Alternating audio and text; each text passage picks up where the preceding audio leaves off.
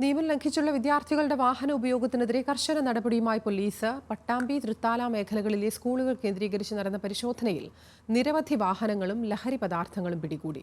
രക്ഷിതാക്കളിൽ നിന്നും പിഴ ഈടാക്കി. ലൈസൻസ്, ഹെൽമറ്റ് എന്നിവയില്ലാതെ വാഹനമോടിക്കുക, ബൈക്കിൽ രണ്ടിലധികം പേർ യാത്ര ചെയ്യുക, അപകടകരമായി വാഹനമോടിക്കുക തുടങ്ങി വിദ്യാർത്ഥികളുടെ ട്രാഫിക് നിയമലംഘനങ്ങൾ ശ്രദ്ധയിൽപ്പെട്ടതോടെയാണ് പോലീസ് പരിശോധന നടത്തിയത്. പട്ടാമ്പി, തൃത്താല മേഖലകളിൽ നടത്തിയ പരിശോധനയിൽ നിരവധി വാഹനങ്ങൾ പിടികൂടി. ലൈസൻസ് ഇല്ലാതെ വാഹനമോടിച്ച വിദ്യാർത്ഥികളിൽ നിന്നും പിഴ ഈടാക്കി. വിദ്യാലയങ്ങൾക്ക് സമീപം വാഹനം വെക്കാൻ സൗകര്യമൊരുക്കിക്കൊടുക്കുന്നവർക്കെതിരെയും നടപടി സ്വീകരിക്കുമെന്ന് പോലീസ് അറിയിച്ചു.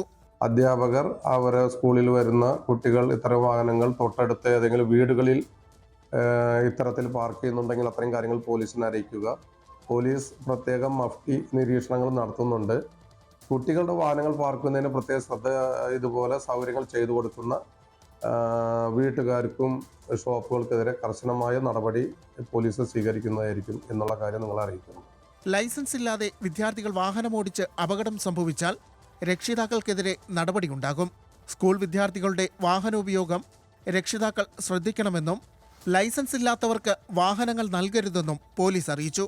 വരും ദിവസങ്ങളിലും പരിശോധന തുടരുമെന്ന് അധികൃതർ കൂട്ടിച്ചേർത്തു. ന്യൂസ് മലയാളം, പാലക്കാട്.